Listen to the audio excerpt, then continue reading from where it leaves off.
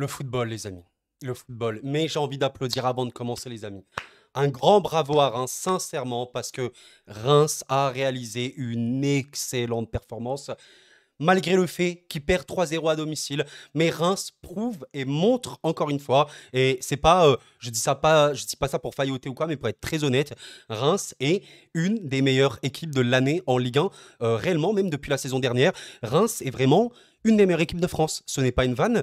Will Steele a totalement métamorphosé cette équipe, mais Reims, depuis qu'ils sont revenus un peu en Ligue 1, ça a toujours été une équipe plutôt bonne, hein, plutôt solide, plutôt très très défensive et tout. Ça a quand même changé. Et Will Steele, le travail qu'il a fait bah, pour ce stade de Reims, c'est juste merveilleux. Vraiment, sincèrement, je pense que c'est un coach qui est voué à avoir un très grand avenir dans le football si tout se passe bien. Il est vraiment très très jeune.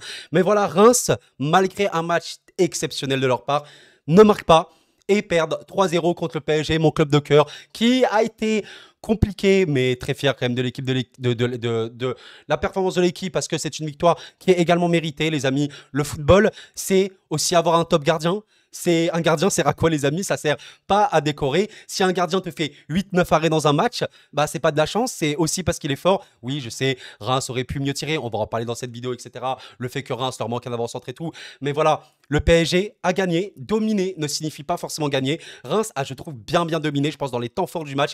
Ils ont été au-dessus. Ils ont dominé Paris, sincèrement, c'est une vérité. Mais dominer n'est pas gagné. Et la victoire rémoise aurait pu être 100% méritée. La victoire du PSG ce soir est également 100% méritée. C'est le football, les amis. C'est le football, mais honnêtement, avant de commencer un peu l'analyse et tout, on a vécu un vrai match de football. Je pense que vous soyez supporter Rémo ou du PSG, là, vous êtes en mode waouh, c'est un beau match. Et même si vous ne supportez pas ces deux équipes, vraiment, on est en mode Auguste Delon a vécu une merveilleuse soirée avec les amis. 19 tirs côté Rémois, 14 tirs côté PSG. Donc ça fait quand même un total de 33 tirs dans le match avec 6 tirs cadrés de tout à chacun. Donc c'était quand même beaucoup avec voilà 6 gros arrêts de Donnarumma, honnêtement. Mais quel beau match. Alors les amis, par quoi commencer, sincèrement? Par quoi commencer? Est-ce qu'on peut parler de la performance collective de Reims exceptionnelle, des transitions super rapides avec Quito, avec Darami notamment? Est-ce qu'on peut parler du match de Richardson, non, de Matsusawa, assez incroyable? On doit parler de quoi en vrai? En vrai, les gars. Non, de Mounetti plutôt, pardon. Excusez-moi. Est-ce qu'on a parlé du fait que Mbappé, bah, même sans forcément faire le match le plus judicieux au niveau des passes, au niveau des appels, etc., bah, il te met quand même un triplé fou en pouvant potentiellement marquer un quadruplé, même plus. Est-ce qu'on a parlé également bah, de performances toujours assez folles de Warren Zaïre-Emery qui a été extrêmement précieux? Je sais que Warren, c'est très compliqué pour les gens comme ça, un petit peu qui regardent le football de loin, de comprendre à quel point Warren Zaïre-Emery est précieux. Mais le jeu sans ballon, les amis, il faut le regarder. Et Warren Zaïre-Emery sans ballon, c'est un peu effrayant, mais il a également été bon avec le ballon. Également le milieu parisien qui a remporté le plus de duels, qui a récupéré le plus de ballons, qui s'est le mieux projeté, qui a le plus tiré.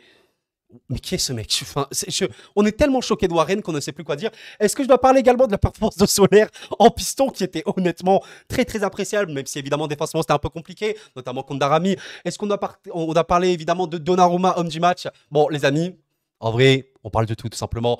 Quel beau match. J'ai envie de vous montrer quelques petites notes rapidement. Alors les amis, je rappelle, c'est juste des notes, hein. C'est subjectif, etc. On peut ne pas être d'accord. Je vais vous dire un petit peu ce que j'en pense. Peut-être que Dembélé, j'aurais peut-être pu mettre un tout petit peu plus parce que oui, Dembélé n'a pas marqué, mais le gars, il fait une passe D, il fait une autre, ce qu'on appelle un expected assist, donc une autre passe D qui aurait dû arriver si Mbappé avait terminé. Vraiment un très très très bon match de Dembélé parce qu'à chaque fois qu'il a touché le ballon, c'était un danger assez important. Il a même fait quelques actions défensives. Ramos, ok, je suis d'accord les amis. Peut-être qu'on pouvait mettre moins Ramos. En vrai, c'est compliqué. C'est vrai que Ramos, on peut lui mettre 3. Ok, je lui mets 4 parce que je me dis, il a quand même fait quelques petites actions, mais il a été invisible. Ok, il a été invisible. Il a eu une seule reprise qui n'a pas du tout marché. On en reparlera de l'avancement du côté PSG, c'est très compliqué. D'ailleurs, petite pause, les amis, on parlera de Reims évidemment dans cette vidéo, on en reparlera à la fin. Mbappé, bon. Les gars, je suis un peu perturbé. Mbappé, c'est quoi? C'est 8,5? C'est 9? C'est quoi? Parce que, encore une fois, le match d'Mbappé, bon, il est très bien. Le match d'Mbappé est très bien, mais il y a des fois où tu as une prise d'à deux, où Mbappé peut rien faire, et en vrai, ça se voit. Il y a un moment où il fait des appels bizarres, il fait des passes pas très judicieuses. Tu sens qu'il est un peu comme ci, comme ça, il tire un peu n'importe comment, il se précipite. Mais qu'est-ce qu'il est fort. Qu'est-ce qu'il est absurde, ce joueur. Qu'est-ce qu'il est absurde. Oh là là là là, qu'est-ce qu'il est absurde, ce joueur. Donc je lui mets 8,5 voire 9. Homme du match avec Gigio Donnarumma. 9 sur 10, le mur, The Great Wall, Leviathan Prime, je sais pas comment vous pouvez appeler ça, mais exceptionnel. Donnarumma montre un petit peu à ses détracteurs, les amis, moi je suis pas du tout dans cette guerre d'ego, de clan. Ouais, machin, moi je suis pour lui parce qu'il est plus beau, je suis pour lui parce que machin, je suis pour lui. Les gars, moi je suis juste pour le football. Donnarumma est un des meilleurs gardiens du monde.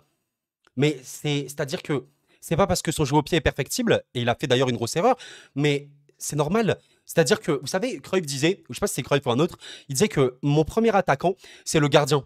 Et mon premier défenseur, c'est l'avant-centre. C'est comme ça que fonctionne mon équipe. Et un gardien doit construire le jeu.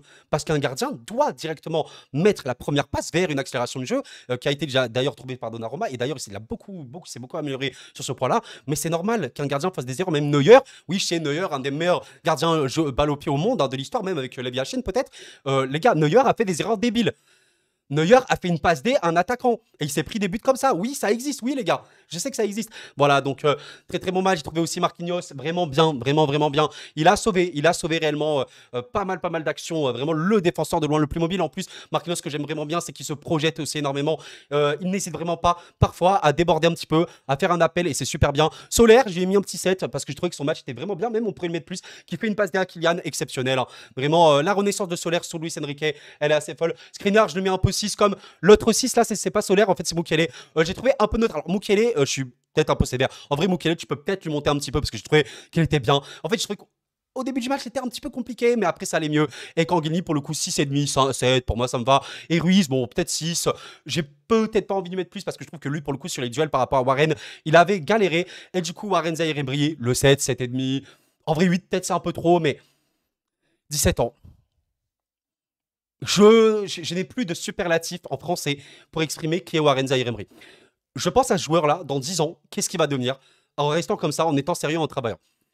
Je ne comprends pas. Hein. Je ne comprends pas qui est ce mec. Il a d'ailleurs, il a pas marqué le 4e but. Non, mais les gars, il marque ce but-là. Je hurle, on m'entend partout dans le monde. Très belle équipe. Très belle équipe. Et les gars, j'en ai pas parlé de Vitinha, mais Vitinha, je trouve qu'il a fait une entrée ok, même bonne, parce qu'il y a pas mal de moments où il a quand même essayé. Bon, déjà, beaucoup d'activités, c'était vraiment bien, un volume de jeu assez important. Un peu comme Kangini, d'ailleurs, qui a été très mobile, je trouve. Kangini a vraiment été super dangereux, notamment au début du match. Et voilà, Vitinha, il a fait vraiment une bonne entrée. Un peu compliqué aussi sur les duels. Chang Vitinha, il a pas le bagage physique d'un Warren. Warren, physiquement, je veux dire, il a vraiment un coffre énormissime. Mais à part ça, il a quand même été, je trouve, bien. Il a apporté offensivement. Il a même fait une percée qui a peut-être failli finir en but. C'était bien. Il était mobile et tout. Bonne entrée. Je trouvais que Ndour a fait une entrée ok. Vraiment bonne, avec beaucoup d'envie. C'était cool. Il avait un petit quart d'heure environ. Donc c'était super bien. Barcola, purée les gars. Barcola, c'était une top entrée. Non, vraiment, les gars, Bradley. Putain, mais quand tu peux changer Dembélé pour mettre Bradley, ça fait flipper. Encore une passe D pour Bradley avec un temps de jeu minime, mais des performances monstrueuses. Et quand tu sais qu'en plus Bradley, c'est, je crois, l'ailier, un des ailiers en tout cas en Europe, en tout cas offensif, bah, qui a le volume défensif le plus élevé. Waouh, juste waouh. Mais voilà, quel beau match du PSG. On va parler de Reims évidemment à la fin de la vidéo, les amis, ne vous inquiétez pas. Mais juste avant, Kylian répond à sa phrase pas content, triplé, j'étais plus jeune. Je suis beaucoup plus calme et posé maintenant. Je vous parle de cette déclaration parce que voilà ce qu'il dit. Cela fait du bien de mettre un triplé en toute humilité. Je n'ai pas besoin de bien jouer pour marquer. Et c'est vrai. C'est totalement vrai. Les gars, la marque des grands joueurs, c'est aussi de marquer là où on les attend les moins. Et les gars, vous pouvez prendre tous les attaquants du monde, même à l'époque. Mais là, à l'ère moderne, les Luis Suarez, même les CR7, les Messi, Neymar, Haaland, Lewandowski, Kane, tout ce que vous voulez, ces gens-là ont déjà mis des buts en étant invisibles. Et c'est une vérité. Haaland a déjà mis des buts extrêmement clutch. Tu l'as quasiment pas vu dans le match. Alors oui, il pèse sur une défense et tout. Je dis pas, bien sûr, je parle pas de son apport.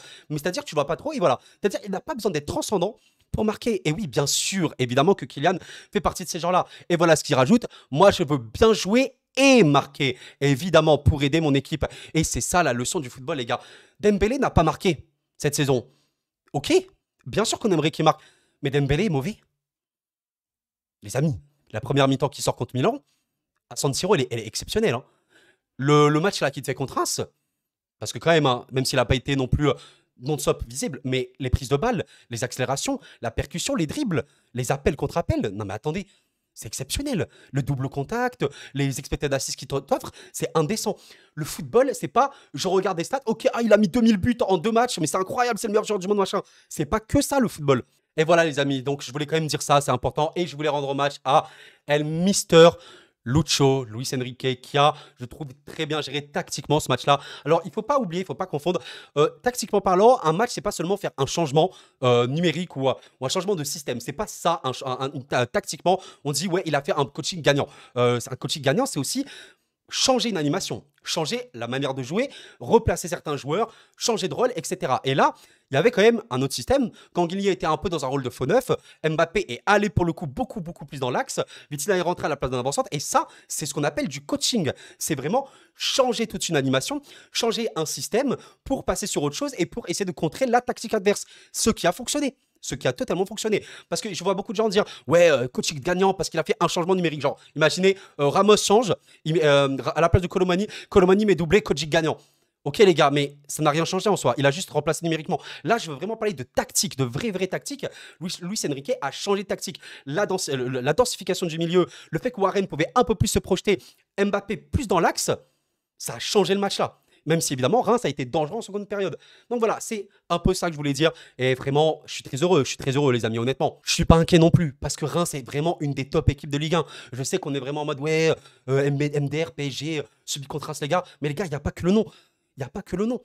Aujourd'hui, Reims, mais honnêtement, il ne pas pour faire le rageux. C'est à quoi envier à l'OM, à Lyon. Bon, Lyon, ça va pas en ce moment. Au LOSC, à Rennes et tout. Mais je vous le demande sincèrement. Reims, à quoi envier à ces équipes-là? D'un point de vue jeu, d'un point de vue être fort dans le terrain. Bah, honnêtement, rien. C'est une vérité. Aujourd'hui, Reims, c'est une équipe en France qui peut battre l'intégralité des équipes de Ligue 1. C'est une vérité, les gars. Et voilà, et ils l'ont prouvé totalement ce soir, et je voulais quand même les évoquer, voilà, vraiment. Il y avait, voilà, comme je l'ai dit en intro, des joueurs très bons. Bon, Ito, vraiment très bon, bon, là, qui est quand même un peu vieux maintenant, mais...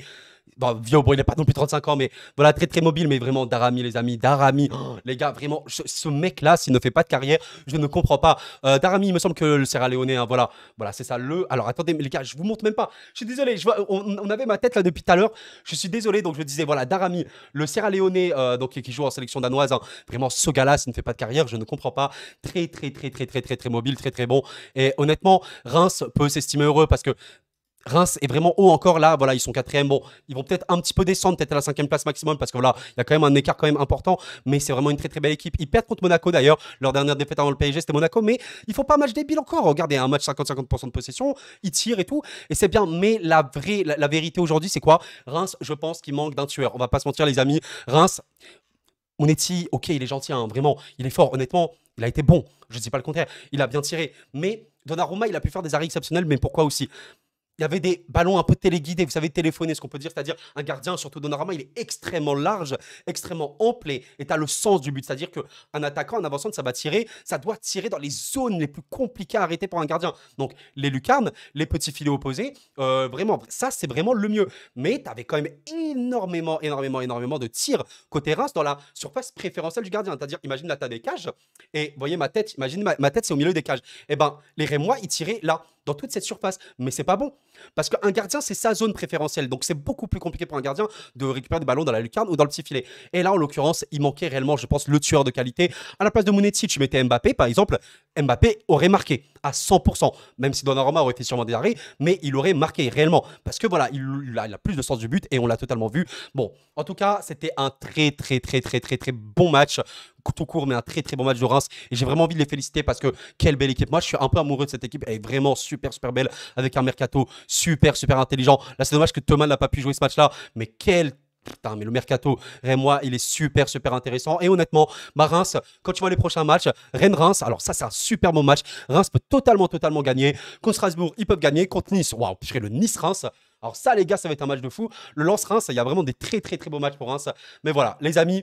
J'espère que vous l'avez apprécié, ce petit débrief assez court. J'ai pas pu commenter, pensez au like s'il vous plaît. Mais voilà, j'ai pas pu commenter ce match-là parce que là j'étais un peu fatigué. Donc je voulais juste profiter du match de mon côté.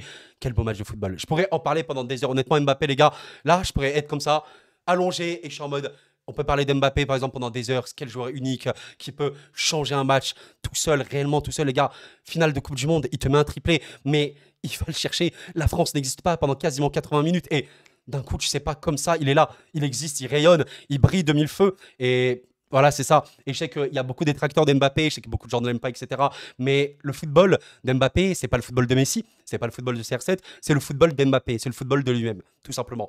Et il est très fort au football. Il est très fort au football. Évidemment, il peut toujours faire mieux. Et là, honnêtement, Mbappé, il peut mettre un quintuplé, réellement. Et encore, même avec ça, on est en mode, ah, mais il pourrait encore faire mieux.